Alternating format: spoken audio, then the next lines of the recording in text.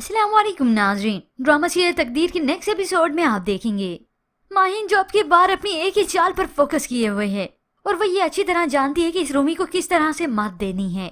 उसने खुद ही साद को बता दिया कि रूमी की बर्थडे उसे क्या सरप्राइज दोगे और साद भी इतना बेवकूफ निकला कि उसके लिए गिफ्ट भी ले जाता है, उसे अच्छी तरह से विश करता है। वो रूमी के लिए बुके के साथ साथ केक भी ले आया।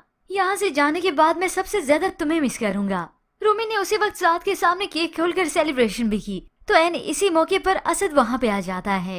रूमी तो बड़ी मुस्कुराहट के साथ साद को देख रही थी और साद के सामने यही मंजर आया तो दिल जैसे चीर गया हो। असद को अपने सामने देखकर रूमी की हंसी तो जैसे मांद पड़ जाती है।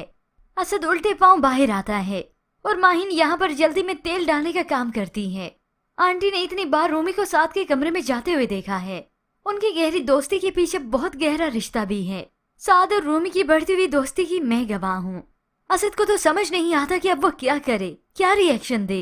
अब ये तो रूमी की गलती और साद की भी कि जब किसी को पसंद नहीं तो ठीक है, मगर फिर कुछ वक्त बीतने के बाद असद जब बाहर होता है तो वो अपनी नजरों के सामने रूमी और साद को देखता है। ये देखकर तो उसे अपनी नजरों पर यकीन न आया कि ये दोनों छुप छुप कर मिलते भी हैं। रूमी ऐसा क्यों कर रही है? जरूर दाल में कुछ काला है। और इस तरह से माहिन आखिरकार अपनी चालबाजियों में कामयाब रही कि अब आएगा ना मजा। मगर ये तो सरासर सारी बेवकूफी रूमी की थी।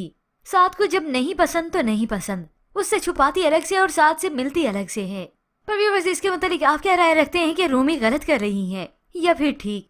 मजीद ड्रामा रिव्यूज के लिए आप देखते रहिए उर्दू टीवी।